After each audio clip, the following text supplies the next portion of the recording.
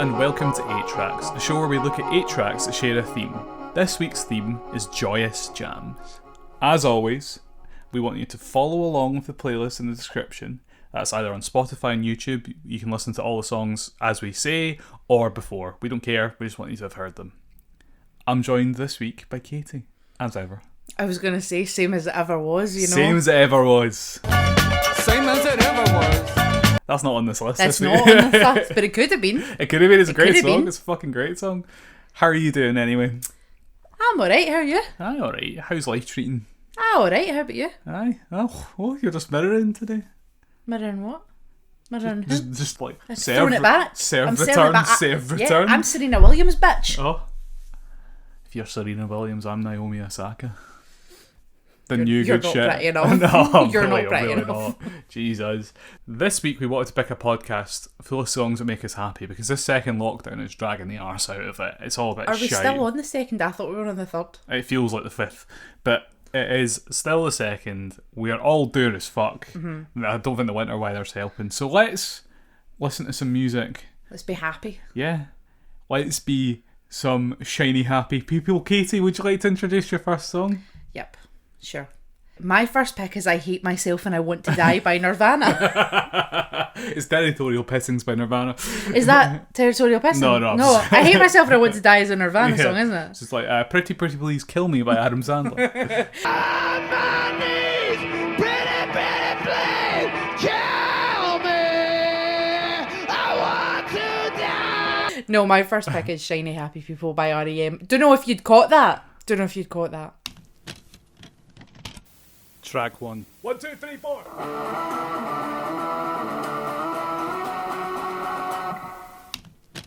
That was R.E.M. with Shiny Happy People. That song fucking exudes joy, if you ask me. Right, okay. I know that song's probably about like anti-capitalism or fucking bombing Hiroshima or something that... Aye, because it's R.E.M. innit, right? Aye. So... I do think it is actually... I can't remember, but I think there's some sort of allegory for anti-capitalist yeah, stuff. probably. Because it's R.E.M., Aye. right? So it's not actually going to be a happy song. No. But it sounds really happy. It's an absolute pop, and the Yeah. video is like exuberant. Like I would keep saying exuberant. I don't know why. It's just stuck in my head today. Because it's exuberant, babe. It is though, but like it's so colourful, the video and that, and Yeah. like that fucking stupid dance they're doing, that fucking hands out, hands in, hands out. Yeah. Is just like, you know, it's goofy, it's silly. Weirdly enough, they fucking hate that song. That's the one song that they've done that they cannot fucking stand. I wouldn't be surprised. Right, they like Stand, but they don't like this. I don't know the song Stand. Stand in the place Where that you you live. live. It's Yeah, a I like bad that song. It's a bad song. I personally don't like that song. Oh. But aye, and they're happy with that level of Right, goofy. But okay. shiny happy people they see as just overly saccharine. Well, it's because it's saccharine. I It is, don't really... but that's the point. Like I don't really see the issue with that. Yeah, but right, this is all... that sound you just heard was me climbing on my soapbox, right? Oh, there we go. It's just pop music. And there's nothing wrong with pop music. Don't lift your hand like you've got something to say. I'm on my soapbox, put the hand down. It's just happy, clappy pop music, and there's nothing wrong with that. It doesn't have to be a fucking masterwork every time. Not every article's going to win a Pulitzer. Now you've stopped your filibuster. Michael Stipe does have an issue with believing everything he puts out, or all of them actually, because I've heard them all being interviewed, Yeah. especially because of Are You Talking R.E.M. Remy, a very good podcast, but they all came across as quite, specifically in terms of their own output, really quite pretentious. Like they seemed quite grounded Yeah. in terms of other things, but they seem to think that every single song that they created needed to change the world, and I don't think it does. You know what I mean? But that's a mindset. Sorry, I didn't mean to alright. interrupt you. That's a mindset. That's what that is. That's like, it's like when you start out. Obviously, we're journalists. It's like when you start out and you think every article's got to win a Pulitzer. No, it doesn't. It doesn't. Some articles just have to fill inches on a column, Mm-hmm. right? Everything you write is not going to be a Pulitzer. Every No. song you put out is not going to win a Grammy if that's your standard of, success or whatever. I think it was partially because its political message wasn't quite as overt or isn't Yeah. quite as strong as the others, that they just weren't happy with it. Alright, I think it's a load of shite. I think it's a great song. Musically, it's fucking brilliant. I love the video where, you know, like even the bits where it slows down and goes back to the little orchestrated bits. I love that. That's my favourite bit of the song. But like with the old boy on the bike pushing it and he's like taking a wee break when it does it in the middle and stuff like that. And then, you know, the good Peter Buck guitar line kicks in. I love Kate Pearson from the B-52's contribution, because I thought you were going to pick a B-52 song for this. I was going to pick Love Shack, but I decided against it. Fair play, couldn't have too much Kate Pearson on the one. No, list. it's just because that's my karaoke song, and it just made me upset that I couldn't do karaoke. True. Because everyone knows that, see that bit where she goes, Love Shack. Like, I will fill up a whole karaoke room with that, with the sound of me doing that. I love the way the chorus comes in rounds. So it starts with Mike Mills going, shiny, happy people holding, and then Kate Pearson, and then Mike Stipe all coming in. It's such a clever little way. Oh, Mike Stipe. Oh, you're friends with Michael Stipe. Oh, you're Mike. Oh, your first name basis. I called him Mike Mills as well, so... I don't know Mike Mills, though. I know Michael Stipe is Michael Stipe. Mike Stipe. Staple Tower. I dislike how intensely, like, on the level you think you are with R.E.M. It's fucking R.E.M. I think the videos look nice and colourful. Everybody's shiny and happy. They're all doing a fucking stupid dance. What's better than that? Absolutely. Fucking Michael Stipe doing fucking pogoing on the spot and moving his arms in and out like he's trying to fucking breaststroke. Oh, so now he's Michael Stipe. So now you're not best friends with Mike Stipe. No. Mike Stipe from R.E.M. Friendship. Mike Stipe, your best friend from R.E.M. Friendship has ended with Michael Stipe. Friendship with fucking Mike Mills resumed.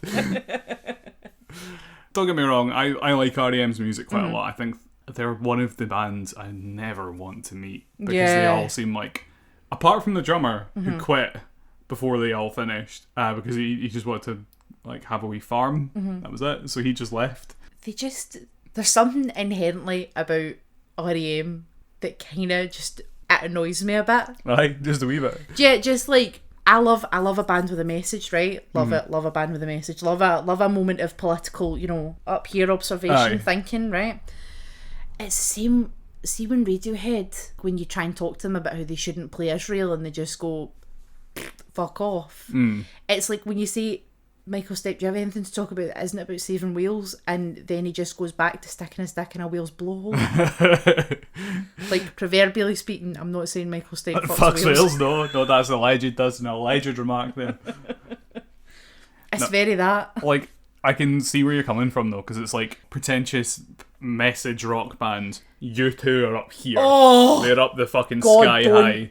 Because Bono is, in the words of Henry Rollins, when it's coming from Bono, it feels fairly plastic, coming from someone who seems so sincere. Heard you actually do target U2 quite a lot. Is that because they actually took your old record label, SST, to court and kind of made them go bust? No, a lot of bands, a lot of people want to take SST to court. No, I just think they're just one of the examples of how music has been made into a travesty over the years. I mean, a band like that takes a year to make 10 little songs, and they take 3 years to tour it, and then they want you to elect them to some kind of disgusting hierarchy when Miles Davis would go crank 5 albums in 1 year, and if you said, "You're the greatest," and he would just say, "Sorry, I'm already bored with that, I'm on to the next thing." And if you wanted to thank him, he'd already be gone on his way to the next thing, when these guys just see it okay to, just go to do those 80,000 seaters and keep milking and milking you. So it's not very musically ambitious for someone who seems to be so sincere. Yes.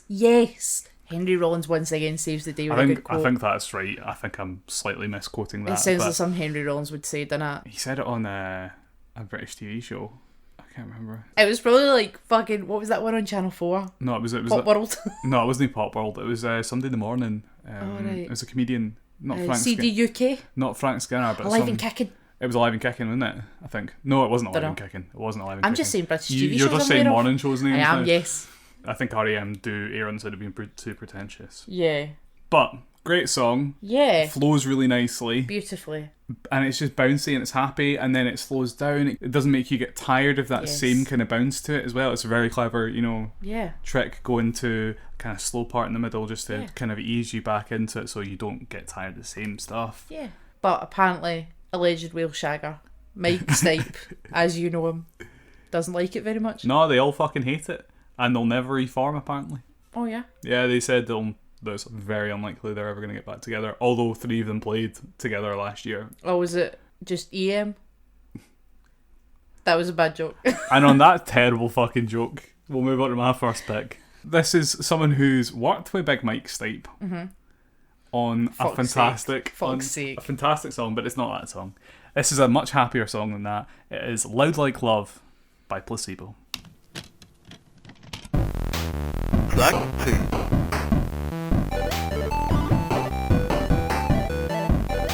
My good friend Brian Molko there. Oh, for fuck's sake. Big B-Rye. Big B-Rye in the house with Loud Like Love. And his, I don't know if you've heard of that band that he's in called Placebo. I don't know if we've mentioned them before. I love Placebo. So they're so I love fucking Placebo good. so much. And that song is a fucking anthem. And I was thinking, like, when I came up with the idea for the list, songs that make you happy, I wanted to talk specifically about the last pick I've got for today. But I was trying to think of other songs, you know, what songs, you know, lift me up. I can't not scream every word to that song. Yeah, I have a real problem with not... Yeah, that and Rob the Bank off the same album. Yeah. That's... That album it's their most recent one. I know you're not the biggest fan of it. It's not... It's not my favourite. I think it was a very safe option for Placebo. Mm-hmm. And I like when they at least try and be a bit different, like the transition from like Sleeping with Ghosts to Meds and... Aye. You know. Or like, you know, from black market music to Sleeping Ghosts even. Absolutely. Or from Placebo to Without You I'm Nothing. Yeah, absolutely. That's the second one, isn't it? Yeah. That's it. Sorry, yeah. I always forget what No, that album's it's called. okay. That's why I'm here. I actually really like that album. I think the album's not got a bad song on it. Yeah. Like the entire thing is so well put out. Yeah, I mean, I don't think the album's bad. No. I just think it's middling. I disagree. Yeah. I think it's really good and it's such a step up from Battle for the Sun. It's unbelievable because I tried to listen to Battle for the Sun the other day because I was like, maybe I'm giving that album a hard time. It's got like 2 songs I liked on it. It's just not a good Placebo album. It's not, and it doesn't have these big Brian Molko hooks that Loud Like Love as an album has through every single fucking song. Yeah. Including My Computer Thinks I'm Gay. My Computer Thinks I'm Gay. I threw that piece of junk away on the Champs-Élysées as I was walking home. The best intro to a song I've ever fucking Yes. heard. See when we went to see Placebo at the Usher Hall, Oh. and that wee piano like do do do do, and the two of us just looked at each other and went, "My computer thinks I'm gay." Fucking amazing. But I just find Loud Like Love is like the most uplifting song, and it feels like a proper like celebration, doesn't it? Yeah. It feels like we're all different. Yeah. It encapsulates what Placebo is to me. Yeah. In a song. Absolutely. And like positivity about our differences, you know, in gender, sexuality, whatever. We are all loud like love. Placebo are the official band of the bisexuals. Yeah. It's just a fantastic song. Like, I love the guitar. Yeah. That you know, dun dun dun dun dun dun. Dun. That's such a good hook. Yeah. Good riff. That like leads you in. I just get very excited about that song. Okay, let's play a game Okay. called 6 Degrees of Separation. Okay. Right? Okay. So that song and that album was recorded at REK Studios in London. Yes. Right? What else was recorded there? Dancing with Tears in Their Eyes by Midge. Oh, you're so fucking close! No, right, let me go through the list. So, notable songs, In a Big Country by Big Country, Okay. another song I could have picked for this list. Because sometimes, in a big country, dreams do stay with you, like a lover's voice on the mountainside. Fairy Tale in New York by the Pogues, right? Big Mouth Strikes Again by the Smiths. Oh, that's a tune. This means nothing to me. Vienna. Vienna. Is his coat still there? And who's my great uncle? Is this a humble brag, Katie? It's I Mitch, don't think it's... No, it's not I a was humble gonna say, brag. I It's don't- not. I don't even For think it it's to be a humble. humble brag, it has to be a brag, and I'm no bragging. I'm simply stating a fact because it's not something my family are particularly proud of. The Uncle Like- Midge is there in his fucking stupid coat. Yeah. Just see him at parties, you know, No. family gatherings. He's got a fucking coat on No, again. I've spent my entire life being haunted by the song Vienna. I've spent my entire like this comes on and people walk up to me with their hands outstretched like, does this mean nothing to you, Katie? And I'm like, honestly, yes, it does. No, I'm dancing with tears in my eyes. If I was a sculptor, I'd sculpt my way the fuck out of here. That's a great line in that song, isn't it? I'd sculpt my way the fuck out of here. Listen, it's that your family flair. Oh, God, for yeah. the So artistic. dramatic. Yeah, absolutely. Like Love is so anthemic, and it's just an encapsulation of Placebo. I love it. I Yeah. love it. And, you know, I'm so excited for their new album, whenever the fuck that drops, because I know it's being mixed, isn't it? Or it has been being mixed for like a year now. Yeah. So I hope they drop it. I hope we get to see them. I think they're probably waiting on it. It's like everything open back up so they can tour for it. Yeah, I totally. mean, that's what a lot of folk are doing at the moment Oh, yeah. that aren't Mogwai, begging Ricky Gervais to share their album on fucking Twitter. Shady Lawrence, please help us get to number 1. I know, Go outside. the giant that is Shady Lawrence. Yeah, Jesus Christ. Lawrence Cheney. I know, fucking hell. Oh, that made me Can we sick talk to my about that? stomach. Can we talk about that for a second? Because I think that's really shitty that they're trying to capitalise on other people's like recently found like huge success and Yeah. stardom. Because Lawrence Cheney's obviously doing very well in Drag Race UK, and I feel like it's really shitty if a massive band like Mogwai, who are cooler than thou, like 364 days Yeah. of the year, well, usually 365. Apparently not that fucking day or week. It's a leap year. Oh God. It's not, but like, imagine Aye. it were. And just begging for attention off of like actual rockets as well, like Ricky Gervais. That was just. Yeah. I really liked their new album. Don't get me wrong, but that really put me off them.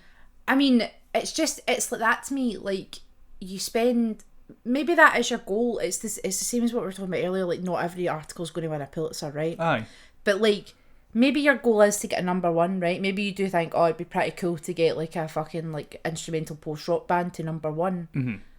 Well, I mean, yeah, it would be pretty cool, but I don't want to have to spend like fucking a week of my life watching you beg Ricky Gervais, I know. noted arsehole Ricky Gervais, to retweet you so you can get to number 1. I just like, I've got no issue if that's what Mogwai want to do, if that's what they want to do, but it's like, you can't think you're, like you said, hot shit the rest of the year, like cooler than everyone, better than all that, and then all of a sudden you've got an opportunity.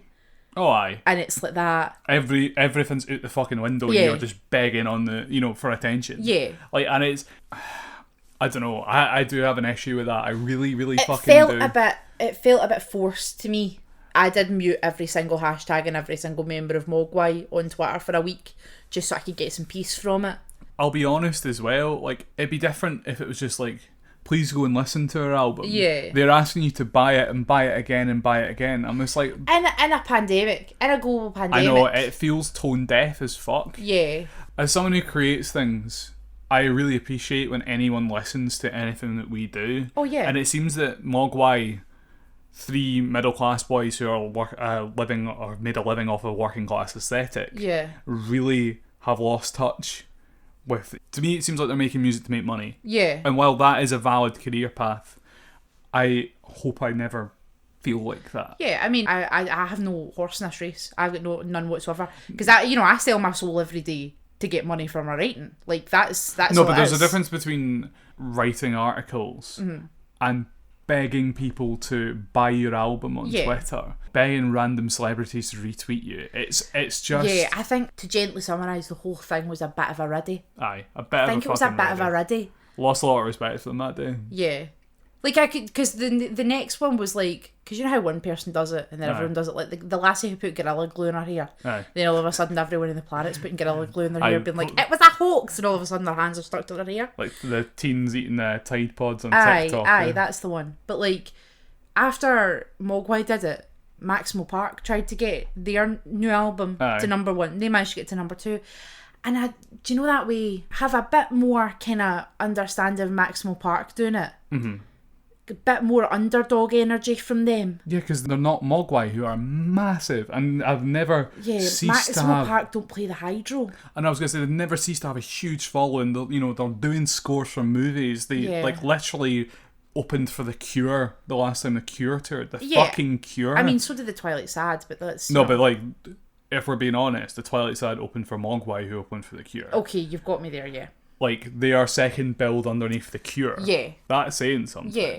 Anyway, we've lost positivity. We're only 2 songs in. Placebo would never do bullshit like that. No, they, so, they would. They'd just be a bit more quiet about it. No, yeah, I mean, and actually, you know what? I've less of an issue with that. You see, if you were like asking your pals in the industry to do it, but you weren't doing it in public, not a problem in the slightest. Send a wee direct message. I mean, email. You send a wee direct Aye. message to Robert Smith. Hi Rab, it's your good pal, me from Mogwai. Aye. Stuart Go and do Braithwaite. as if yeah, pick one of them. I don't give a fuck what their names are. I'm no Wikipedia. I don't care. Would you maybe send a wee tweet and be like, please buy the Mogwai album? I'd be like, I'll send you a pint. aye, that's cool as fuck, right? That's fine. No problem, no bother. But it's like, Out here begging Ricky Gervais. Stop We're out that. here in the year of our Lord 2021 begging Ricky fucking Gervais. hey, please retweet our album. It's nearly #1. Ah, fuck off. And it was right. the tweet to launch Shane, just one more. The tweet to launch Shane as well was like, as a fellow Scot. Oh, fuck off. I And it's know. like that. No, please don't do this. Like, don't do this. Don't. This is not kosher. Anyway, let's listen to "There She Goes" by the Laz. Which and is your third pick. My third pick, and just Second pick. Second pick. Excuse me. Third song, second pick, and just calm the fuck down. Yes.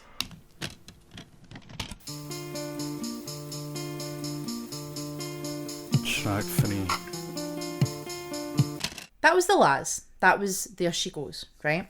Number one, don't like the fact that the Laz have an apostrophe in Laz, because the song, who does it belong to? The Laz what? Maybe it's the she, and there she goes. Yeah, but then theirs would belong to the Laz, not the she. So it doesn't really make sense like that when you talk about it like that, right? So I don't like the fact that Laz have an apostrophe in their name. Just it's plural. There's multiple Laz. It doesn't belong to anyone. Let's move past it. Let's move by it. When I was a young youth, right, in the good old days, right, back in the day, I used to listen to XFM. Did you remember the XFM? I didn't listen to XFM. Oh, XFM. Katie, I was into metal music. Right, okay, so I wasn't, right? I was a wee gimp and I didn't have much on. So I listened to a lot of XFM. I mean, sorry to interrupt, but I know, where- I was also a wee gimp and didn't have much on. I just liked fucking Black Sabbath. That Yeah. was it. So, Exclusively. So, right? Lamb of God as well. It's okay. We got your help and you've moved past it, by it and through it. So, Jim Gellerly. We loved a Jim Gellerly moment. Oh, aye, he's the lad that's doing the Kingsley Theatre, isn't he? Yeah. Yep. He does a show on BBC Radio Scotland, I believe. I'm not Aye, entirely no, he sure. does. Julian Sinclair. We loved a Julian Sinclair moment. We especially loved a Dominic Diamond moment. Oh, is he not maybe a prick? Don't know. All I know is that I won a black bag full of VHS tapes off him for being able to recognise the last 13 seconds of the song Friday I'm in Love by The Cure. Wow. Yeah. It was a bag of CDs and VHS tapes, and one of the VHS tapes in it was Dart's first album. Nice. And that's how I fell in love with math rock. Nice. It was a big moment for me, right? It was very good. We liked it. Anyway, this was a staple on XFM. Every morning on the way to school, a wee bit of There She Goes. And it would perk me up a bit, considering that going to school sucks. Yeah. Everything sucks. Life sucks. Life sucks. I know. She left me roses by the stairs. Surprises, let me know she cares. This work sucks. I hate to be that guy. Hi, editing Jamie, it's Katie. Cut that shit. Cut it, please. I'm begging you. It's not happening. So, yeah. So, anyway, I think that song's really happy. I think it's really, like, nice and just... It's kind of sing-songy. It's Britpoppy without being, like, Oasis wankery. I was going to say, I'm surprised you picked that because you're not a Britpop fan in the slightest. That's not true. I like Blur. I like Blur a lot. Mm-hmm. And you don't mind Ocean Colour Scene. Are you kidding me? I love Ocean Colour Scene. I was going to say. I fucking love Ocean Colour Scene. I'm Ocean Colour Scene loyal, right?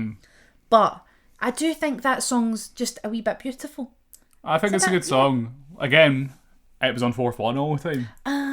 Fourth One had a weirder mix. It wasn't always just chart stuff with Fourth One going on the way to school. Because they have a throwback hour at 10 a.m. So, like, you would hear quite a lot of fucking older stuff. No, we'd be listening to Real Radio on the way God. to school, and my sister would be like turning it up because Castles in the Sky was on or It's a something. tune.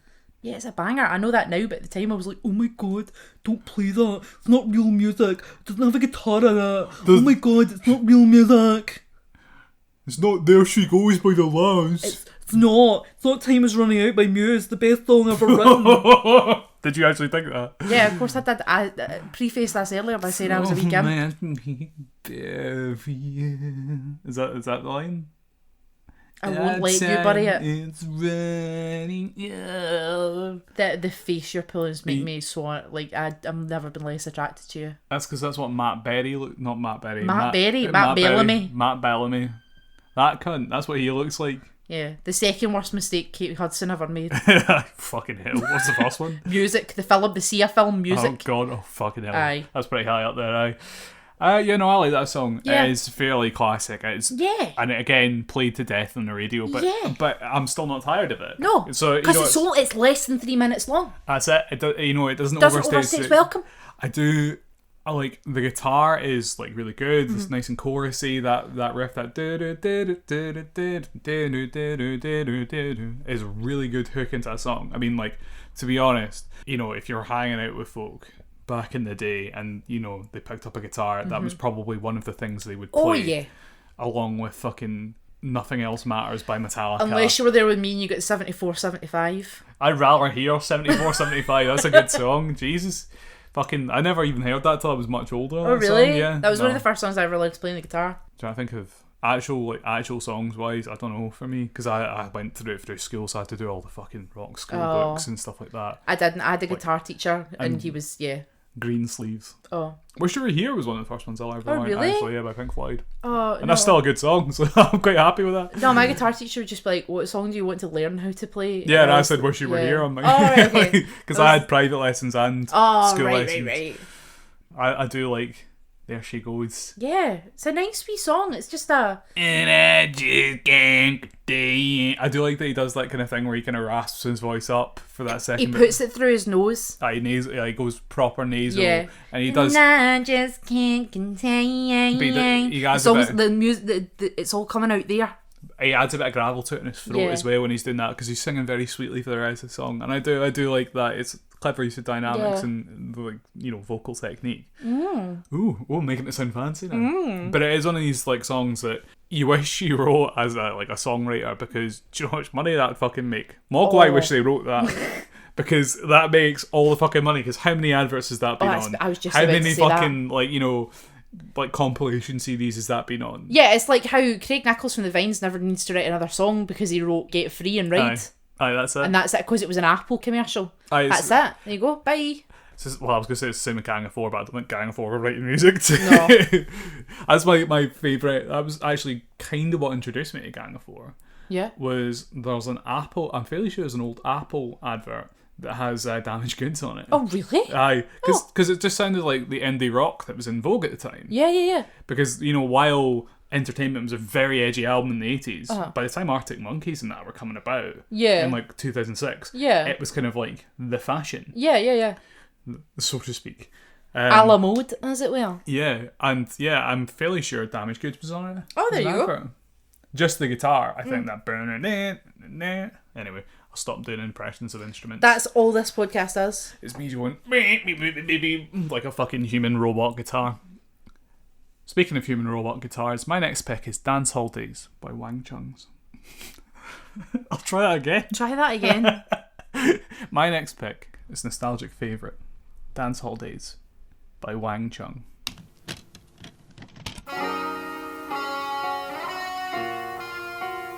Track 4.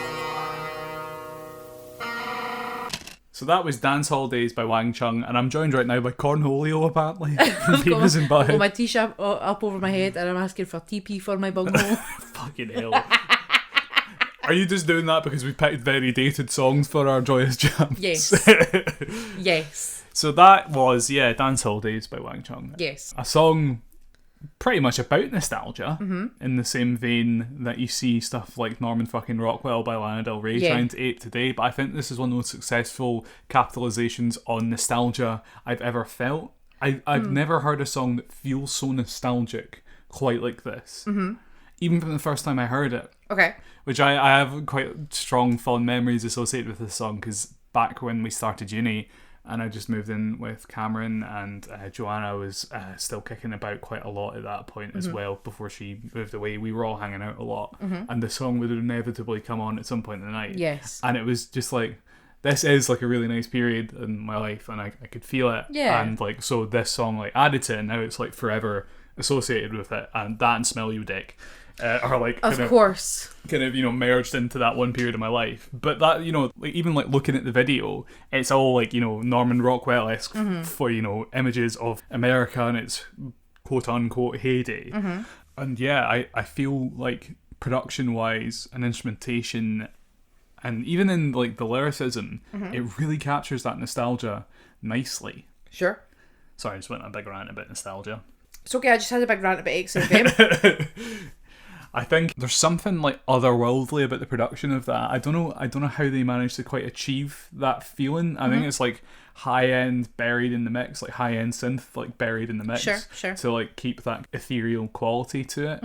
I love the chorusy guitars as well, but like if you know me, You've spoken about that.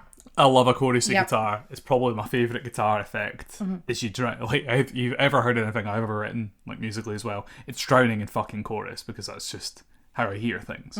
What do you think about the song, Katie? I'll tell you what I think, Jamie. I'll tell you what I think. Let me tell you what I think. Now, I've just seen the music video for this song there, right? And I tell you what makes me nostalgic. That fucking quasi turtleneck the boy I was rocks. going to say that fucking, like, because, right, the boy looks like a fanny. He's wearing a Yes. big fucking Argyle. Yeah, but it's like, oh, it's cozy. It's a She's cozy. She's having a cozy moment. But it's cozy like, Argyle. It's like the turtleneck, like it's like a high neck, not a turtleneck, comes Aye. up just under where his Adam's apple would be. And he's got it like tucked into his chinos, and he's Aye. like, oh, take your baby by the hand. And you can see like this like neck just like, oh, just scraping away. And that makes me nostalgic for when my parents used to dress me and I wanted to kill myself. Like, I have to say, the whole band looked like total dicks. Yeah. But, like, they were quite a successful band in the 80s. Do you know I don't much know about anything them? about Wang You'll know one more song by them. Oh, yeah? It's on the Breakfast Club soundtrack, Fire in the Twilight. That bit where they all dance in the hall. And they all do that kind of dance on the tables. and everything. yeah. Yeah, that's Wang Chung. Right. So in America, they were a much bigger deal than they were over Yeah. here. Because, yeah, obviously their inspiration is Americana, as you can see by that video. Yes. And by their lyricism. Like, it's all very... Take your baby by the hand. That's the only bit I remember. You can tell that, but a baby. Make her do a handstand. I'm not doing a handstand. You can fuck up. I Do your don't own like the handstand, lyrics. The dickhead. lyrics are questionable, because there is a bit where he goes, well, it's like there's like sinister undertones to it. I think that is trying to say, like, I think it's a clever commentary and nostalgia. Like, it's all this like kind of beautiful imagery about, like, in our eyes two sapphires bloom, and you need her and she needs you. But there's a point where he goes like, take your baby by the ears, play upon her darkest fears, and it's like that sinister undertone that like where it's buried, nostalgic and bury the kind of bad aspects and like the whole kind of dark shit. Yeah, also I thought there was that lyric, we were cool for Christ, which No. you told me We were you're cool. not cool for Christ. No, it's cool on craze. I think it Right. is. It sounded more like, we were cool for Christ. And I was like, okay, right, well, Jesus, man. this is definitely a moment, but like, go for it. If you're cool for Christ, you're cool for Christ. I don't know what accent he's affecting in that. He's taking on like this weird like quasi English like dance hall days. You know that way, Yeah. like that pure Fraser Crane accent. That when Britney Spears goes, nya, nya, nya, nya, nya, nya. Yeah. What the fuck is that? I don't know, but I love it when Britney Spears does it. Oh yeah, it's fun. I actually like it. Nice, but yeah, I love the way where the chorus builds and the bass doubles up, and it's like it's eighth notes throughout the bar, so it really makes a beat like really come in like that dun dun dun dun dun dun dun dun. Kind of suddenly kicks up from the chorus, like the verses, sorry, that are very kind of laid back and ethereal and airy. Sure. It just suddenly brings like a rigid rhythm to it. I think it's a really nice touch. Again, so much synthesizers, so many like kind of like strings and stuff. It might just be like string samples on synths, but they're like buried in that mix. Yeah. And there is like something about, I kind of fall in love with the production of these synth heavy kind of 80s mixes, because I'm just like, how the fuck do you come up with that? It's just not in my head. Yeah. So anyway, I'll stop ranting about Wang Chung. Good, because shut the fuck up. It's We've time for my next pack. It's time for George Michael, baby. We've wanged, we've chunged. Now it's time Now it's time for to... Katie's next pick. Okay, right. So first we had Wang in the dance hall, and now we're going to have George Michael with Wang getting caught cottaging. In the bathroom. This is Outside by George Michael.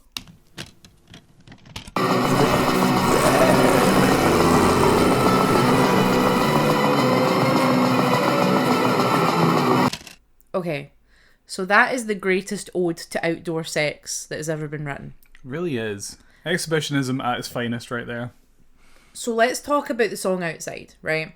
Because our communist hero, George Michael, God rest his soul, got caught shagging outside, right? In a public bathroom. In a public bathroom. It was cottaging, that's called, right? It's Yeah. when gay men go and solicit folk in bathrooms. Oh, a wee bit of cottaging. Oh, we bathroom and fun, right? So, George Michael gets outed because the Beverly Hills police find him in a toilet doing something with his dick, right? I believe he was solicited by a police officer. The police officer, and then the police officer arrested him, right? Ah, fuck cops. Eh? Exactly. So it was... So he decided to out the man. So they decided to out George Michael, right? So, one of the lines in that song, right? One of my favourite, you can hear it towards the end of the song. Now, George Michael was sentenced to community service for that. In the song, he writes, I'd service the community, but I already have, you see. He's a good lad. Despite that puby soul patch goatee he's got going on. 100%, but it was like 1998 or something like that, something ridiculous, right? So there was a bit of an in for puby soul patches. I know, I can't do them. And I can't remember whether this is pre or post him driving into a snappy snaps. Aye. Which is another one of my favourite George Michaelisms. Member of the Young Communist Party, frequently watched This Morning and then just phoned people to give them loads of money so they could get their surgery or see their daughter or, befriend their dog or whatever. George Michael would be all over that shit. Drove into a snappy snaps. I love it. I've got so much He's a good time for it. boy. But this song is really fucking uplifting to me. You watched me the whole time. I was singing, I was dancing, I was having a great time.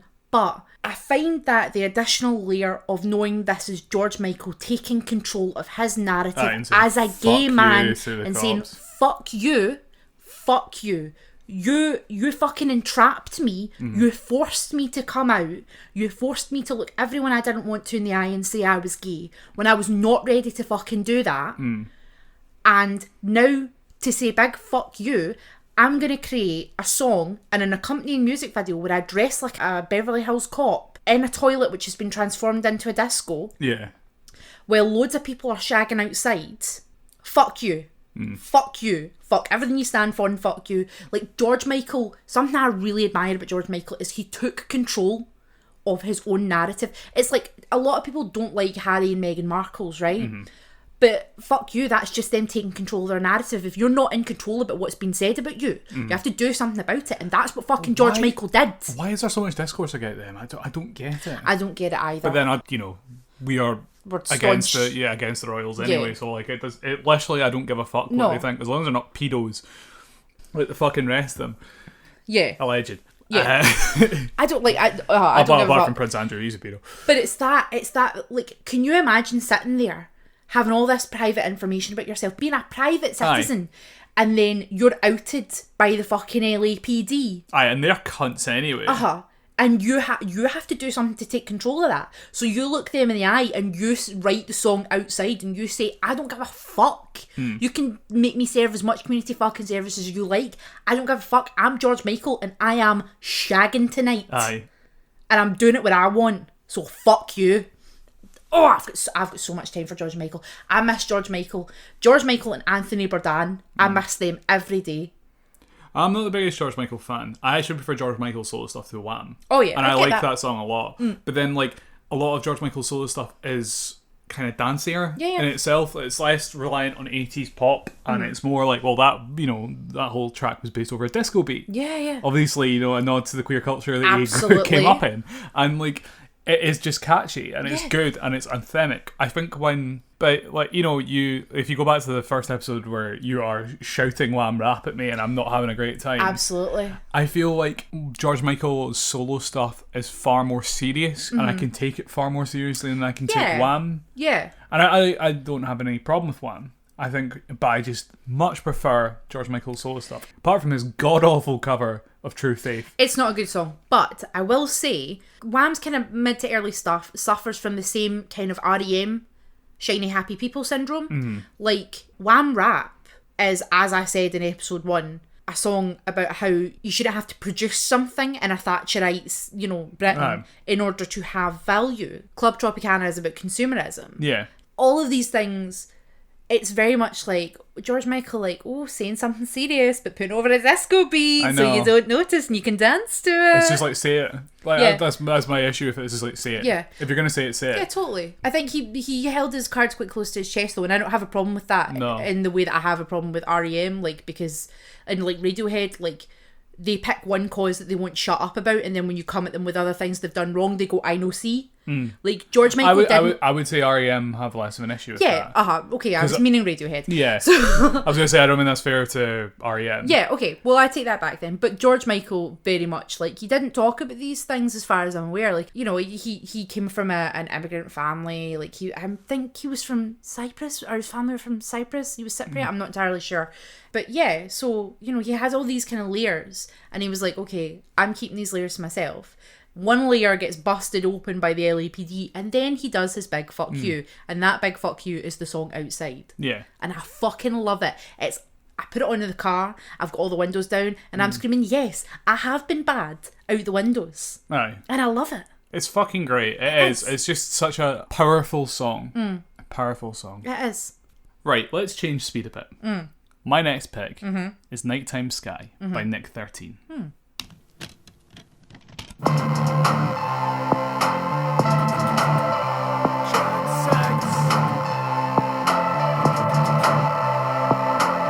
That was Nighttime Sky by Nick 13.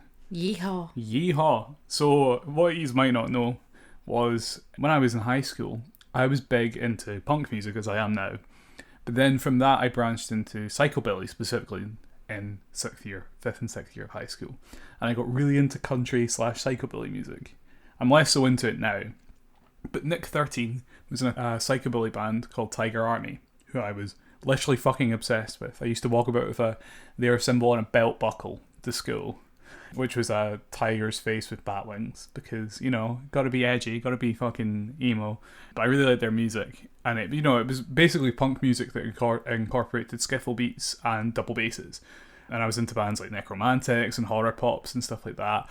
So Nick 13 then went on, like, Tiger Army had a little hiatus, and Nick 13 did a solo album where he did a lot of Tiger Army songs in a country fashion and a couple of original numbers as well. So this was one of the original ones. It's not, you know, as overtly joyous as the rest of these songs in the lists. Like, you know, your George Michael one that you picked last was joyous because it was better and it was, you know, it was a reclamation. I think this is really hopeful. It's really just kind of... It's tinged with melancholy, yes, but it is kind of uplifting in that way where, you know, things can get better. And for me, the album came out at a time in my life where I was incredibly depressed, very, very badly mentally ill, and struggling with things. And the hope of change was keeping me going. And I remember, like, I was walking about quite a lot at night at that point on my own, coming back from guitar lessons, or like going out and practicing places and stuff like that. And it'd take me about like an hour to walk home, and I would listen to like this album and songs like this, and I'd like stare at the moon and, you know, hope for things to get better. And that time now has been coated with a layer of nostalgia, so I have fond memories of it. At the time it was difficult, but it was a really hopeful period in my life, and I like that.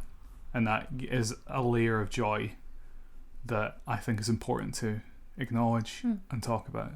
Did it get better? Yeah, it did. I mean, like, I moved to Glasgow. I went to college, you know, I made new friends. Then I went to uni. It was, you know, like, my life changed. What? I'm sorry, dear listeners. So he goes through all those things, and not once does he say the words, I met you. I mean, you clearly think quite highly of yourself. Okay, and that's the end of the podcast for this week. We're going to go and have a big fight.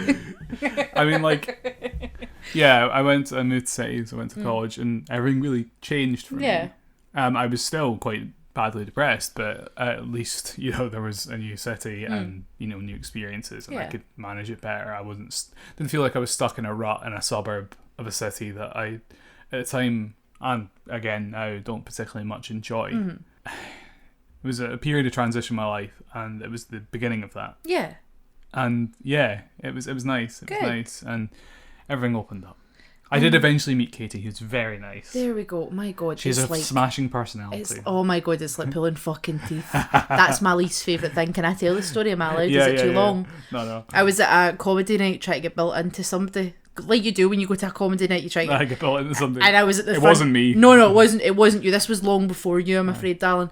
And we were sitting in the front row of a show, and the comedian on stage turned to him and said to him, "What's your favourite thing about Katie?" And he looked at me, and I thought, right, okay, this could be good. This could be a beautiful moment in my life.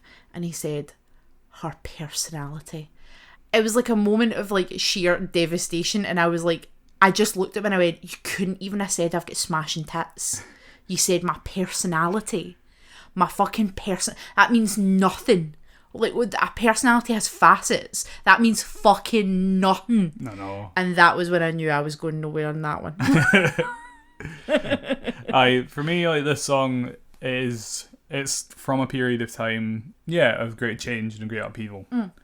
And it is hopeful. So, Katie, what do you think of the song, though? Okay, right. You know how I always say I wouldn't ask you to turn songs off? Would you ask me to turn that off? I really didn't like that. No. I don't. Right, I just don't like country music. I like Johnny Cash. Yeah, me too. I love a wee bit of Dolly Parton. Oh, Miss Dolly, I love her. But I just don't like country music where I don't like the sound of a slide guitar. It gets inside my ear and it starts to just... It does damage, right? I don't particularly enjoy it. I would not enjoy listening to that song again, I'm afraid. Even though it means so much to you. It means so much to you that I wouldn't ask you to turn it off. But if it came on in the shuffle, I'd hit skip faster than you ever knew. It was like, I think for me it's that side of country that I can get into. So it's closer to psychobilly, obviously, because he's from a psychobilly band. I fucking hate psychobilly though. I know you do. And it's closer to blues. A lot of the songs on his album are very blues inspired. See, but I like blues. Yeah. Do you? Uh-huh. Like traditional blues? Because Yes. I've never heard you like listen to or talk about that. I like Blues Brothers. Okay, that's No, I do. My dad likes the blues. My dad likes the blues, and I grew up listening to a lot of blues music in his car and stuff. And I don't have a problem with blues music. I like it. Because I came up listening to like Johnny Cash and stuff. Like my parents both quite like country. Yeah. And like I'm not the biggest fan of it, but like when it's traditional stuff, and album is very rooted in traditionalism of country, so there's the bluesier aspect of country to it as well. Yeah. And then there's the kind of spiritual aspect. Like, there's another song on it, like it's listed right there actually underneath this, called "Carry My Body Down," which is pretty much a spiritual. And I can get behind country like that. I can't listen to fucking Keith Urban. I can't listen to fucking modern country. I hate bro country bullshit. I've had 2 beers and I'm a wrangle some cows. No, mine's has got to be fucking depressing. I can't. It's not uplifting. Yeah. Like again, like I said, this is uplifting, but it's in that kind of hopeful way. Yeah. It's still got a tinge of sadness to it, which I like. It's bittersweet. Oh, melancholy masterpieces, as it were. Oh god, it's not a melancholy masterpiece. Oh, but it is though. Alright, no, I like that song, and Good. I know you don't like his voice either. No. I do quite a lot. I actually got introduced to Tiger Army because they did a song about the Lost Boys. Oh, really? Yeah, they had a song there you go. called Santa Carla Twilight. Ah. Which I think the Laser Quest I worked in was named after a lyric from that song. Oh, really? Dark Ocean. Oh, Yeah, I can't remember the actual lyric in the song. there you go. Brighter than the dark ocean is the line in the song, so maybe. Anyway, I'll stop rambling. Katie, please bring us back up to the full bouncy form for your last pick. All right, okay. This is another Douglas Campbell classic pick. This is Patrick Hernandez. Born to be alive.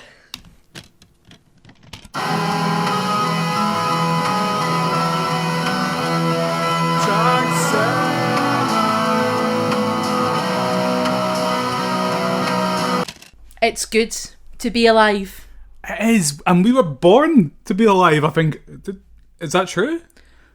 Born to be alive. What a fucking bop. That's so good, right? so fucking good. That's so good. I dare you not to be dancing to that. The whole time we were moving. I hope that song got you shifting in your seats. Oh, 100%. Like, honestly, because that is some fucking... That is another Douglas Campbell classic tune. That loves high energy queer disco track. Right, now here's the thing.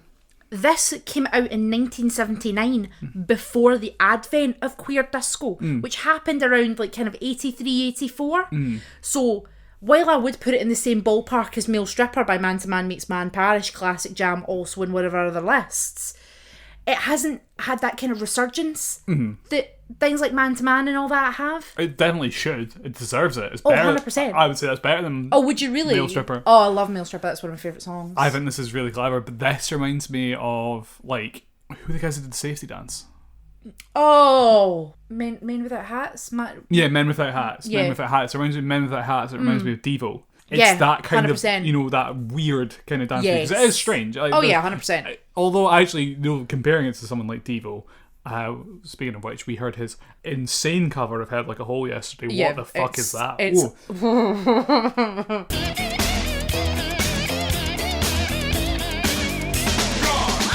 I'll do anything for you. It seems relatively normal. Yes. Because it is, like, musically breaking it down, don't get me wrong, everything in it is fucking amazing. And Yeah. it's, like, it's perfectly timed. The And, like, bass in it aye. is fucking superb. Oh, yeah, because it's disco. Like, that's Yeah, a disco yeah. beat, and it's got a good disco bass line. Yeah. And then that guitar riff kicks in that doodaloo, doodaloo, doodaloo, doodaloo. It's so good. But see, at the end, Yeah, that big slide Yeah, I was note. going to say that way where it brings down the end of the chorus with the slide, Yeah. distorted slide, because the guitar doing the riff and the whole thing is fairly clean. Originally, it was actually a hard rock song. Yeah, you can totally can tell, that though. You because can that's tell. a banging set of riffs Right. there. It is absolutely. You add like instead of you replace that bass, you distort it and you have it doing triplet notes instead of like the single notes. If you had it going like dun dun dun dun dun, it would be like a fucking metal track and it'd be an absolute whale. I'd kill to see a thrash band cover that, So would I. I never thought I needed that, but now I do. or like a punk band. You could see it; it would work. Yeah. It would totally work. I love it though. Like Patrick Hernandez, French guy, born to a Spanish mother and Italian father. Like totally the European conglomerate right there. Just absolutely, that song is fucking incredible. And it used to be like, so my dad would always have his iPod, right? Loved an iPod. And he'd load it up with his tunes. And he does this thing, even does it now when we're listening to the radio at home. And he'll stop and he'll go, who sang that? But he wants it to be the most obscure song Yeah, he does love that. so that he can like win. Big inverted, like big speech Has he not got a marks. competition with someone at his work where they're trying are trying to come up with the most obscure one-hit wonders Yes, from the 80s? yes. Because he comes home and he asks me Oh, what have you for got? obscure songs. Aye. He's like, what have you got? I want an obscure song from the 90s. What have you got? What have you got? And I'm like, oh, fuck, don't Because know. he took Geronimo's Cadillac by Yes. Modern Talking off me. Yes, he did. Like, so my dad loves to be the most obscure, the most unknown. And my dad's very straight-laced, like, very, you know. You like, couldn't see your dad listening to this. No. My dad, you know, he's not. But, like, he loves high energy disco. He loves disco music. He loves queer music. His favourite musical is Rocky Horror Picture Show.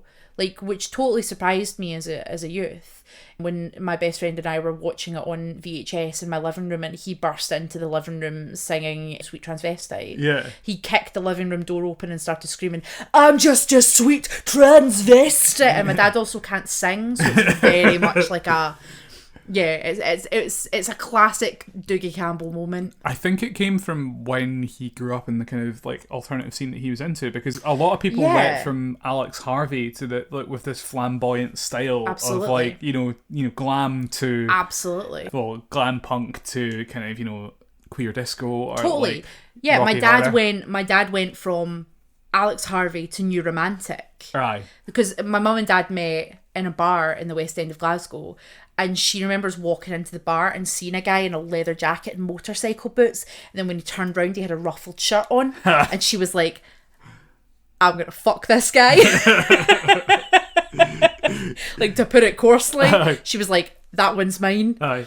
And yeah, like, my dad drove a motorcycle and, like, you know, he was a new romantic. And he sounds like he was probably pretty cool, apart from the fact that he did have a mustache, which has appeared on a number of photo fits for paedophiles in, like, the last, like, maybe 20 to 30 years. Which, you know, he has since replaced with a beard and is looking considerably better. But yeah, no, this was one of the ones he put on. I distinctly remember, I don't know why I remember this. I was in the back of his car and he was playing this. And we were at the roundabout at Hag, like, I don't know why I know this. The roundabout at my house in near, like, Christon.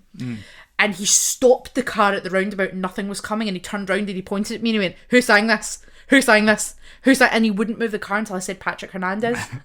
Fuck's sake. He wouldn't move the car. Well, now you know, you'll never forget it's No, Patrick I've never Hernandez. ever forgot it's Patrick Hernandez, but it's not a song you hear anywhere. Like, No, it's people not. don't know Born to Be Alive. And No, that, I never like, heard it till you played me. Oh, really? Like, okay, all of my kind of like classic weird kind of like tunes that I enjoy come from my dad. Every one of them, 100%. Like, I've never ever found a song that my dad's gone, I don't know that. From like the kind of late 70s to maybe the very early 90s. That's his era, though, you know. Oh yeah, but even now, like, Dad goes out of his way to find strange music, and he loves it.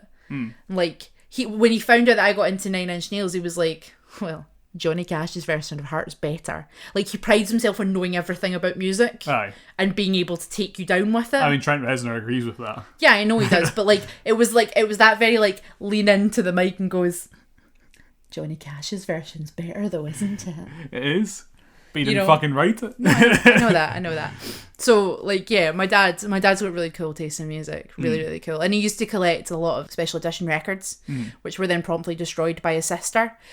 I think he had the Born to Be Alive album. I'm fairly sure he had that. And I'm not 100% certain, but I think I've inherited it. Nice. At least the single of Born to Be Alive, I definitely Nice. have on a 12-inch vinyl, which is cool. Well, that was an absolute bop. It was, yeah. It's a really happy song as well. Really, really happy song.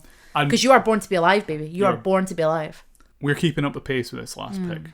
This whole list was envisioned because of this fucking song. Yeah, we're going on a journey, babe. We are going to experience something together, troops. Yeah.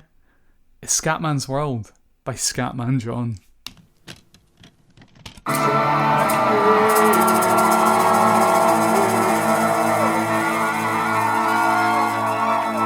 Thank you. That was the euphoric Scatman's World by our Lord and Saviour Scatman John. That's the Scatman's world and we're just living in it. Everybody's heard that song. Everybody's heard, because it's memeified, you know what I mean? So everybody's heard it as a kind of, you know, that at least that kind of jolly kind of aspect to it. And there's something very nostalgic about the production of it as well. But when you actually, you know, listen to it hard, what he's saying, he is like fucking spitting like the most like it's environmentally conscious, it's socially conscious, it is utopian scat. Hell yeah. He is such a cool fucking guy. He was such a cool guy. Gone too soon. Rest in power. He died only a couple of years after this came out. Yeah. 1998, I think, or 1996. Something like that, yeah. Before he could do another album. But he was initially like a scat singer for a good, you know, famous for about 10, 15 years, maybe 20. And then somebody was like, here, what about if you came to Germany and we put some Euro beats under your scat? And he was just like, aye, cool. And then the Scatman song, you know, I'm the Scatman. I'm a Scatman. Aye, came out and that was a smash. Yeah. And so he recorded this and he was just like, instead of just, you know, like that has its moments of like, you know, preaching in it. Like, you know, we're talking about R.E.M. with Yeah. their message songs. This is overt. You know what I mean? Yes. Like, he's literally saying like, nah, fuck racism. You better care about the fucking environment. Yeah. You better fucking care about each other. Yeah. It's all fucking great. Absolutely. And I have a lot of love and a lot of joy that comes from fucking Euro house and you know, acid house and Euro beat music from that time. Yeah. It is just so uplifting. And you know, like there's moments of silliness because the scat singing is so out of place and so silly in Yeah. that song. That fucking solo he does, the scat solo. That was me scat. It's like, don't get me wrong, it's very technically impressive, but like you're just sitting there like, fucking yes, Yeah. yes, mate, you go for it, big man. You scat away, John. You scat yourself, son. So yeah, no, I find like myself unable to hide a smile from my face when that fucking comes on, because it's just happy, and it's all the goodness in the world Yeah. kind of, you know, personified in this song. Into Scatman's world. Into Scatman's World, which you thought was you said Scotland. Scotland. Yeah. Calling out from Scotland. Yeah, no. What I thought it was, he's got his album's called "Welcome to Scatland," Aye. and I was drunk, so I thought it said "Welcome to Scotland," and I was like, No. No. Scotland welcomes you. Call My it. scat brother. Calling out from Partick. I'm calling out from Mary Hell. He was just such a cool guy. Yeah. And his music really took off in Japan. That he was absolutely huge in Japan. No shit. Because they just love that kind of Yeah. weird, like, especially that dancey weird music. I just think it's great. What do you feel about Scatman's world? I like Scatman's World. I'd like to live in Scatman's World. It sounds Me good. too. I literally have the album on my phone Yeah. for if I'm having a bad day, and I'll stick that on, And you just scat. and I'm just like, fucking yes, that's Yeah. me. I actually, like, we didn't, like, I kind of rediscovered this on New Year's Eve, where, you know, we're all stuck inside as well, and we were having a few, and I actually threw my shoulder out fist pumping You to did. You did. Scatman's World. You woke up on the very first day of the year of our Lord was just 2021 with a sore shoe done. Didn't really know why. I was just like, why the fuck does my shoulder hurt? And we were trying to work out, and I was just like, oh no, I was fist pumping really aggressively to Scatman's World. Sometimes you just got to do it, you know? Sometimes you just got to do it. I love that genre of music though, like that fucking Weird Eurodance. let's stick some Eurodance under a good hook. Yeah. Think of like Ride on Time Yeah, like oh. earlier, or like, you know, What Is Love by Hathaway. All these people that were struggling to find success in other like Yeah. genres, and then suddenly found it, at least for one hit for Yeah, a lot yeah, of them, absolutely. with a Eurodance like underneath. Absolutely. It's just great. It's just happy. Just, It is the most joyous. it is very euphoric. Euphoric indeed. Absolutely. I imagine that's what it feels like to pass through your body and ascend. Do you think Scatman didn't die? He actually got raptured. He's the only one that got I think raptured. he was, and that's what he was hearing as he got raptured. Was Yeah. ba bo be bo ba ba ba ba ba ba bo. Aye, The What? angels doth scat for Scatman. calling out to Scatman. Anyway, that's enough for this week. That is. I hope that our playlist has helped you feel a bit happier during this shit time. It was our aim for this one Yes. to bring a wee bit of joy back to Cheer the people up. to cheer these miserable bastards up. Yeah. Next episode, our topic will be seamless transitions. We're talking songs that need to be together. They are together on an album, and you can't listen to one without immediately going and listening to the next. So send us your picks for that on Twitter at 8Tracks Podcast. You can tell us your picks for this week on Twitter at the same @ or in the comments for this video. There's no comments on Spotify. Comment on Acast though if Yeah. you use Acast. Hope you are enjoying us if you've come and listened to us from Spotify or Apple Podcasts. Yes. We really appreciate that. Thank you. Thank you for listening. I hope you all have a good old time of it. Have a wonderful week and a pleasant tomorrow. Au revoir, mon chéri. Bye.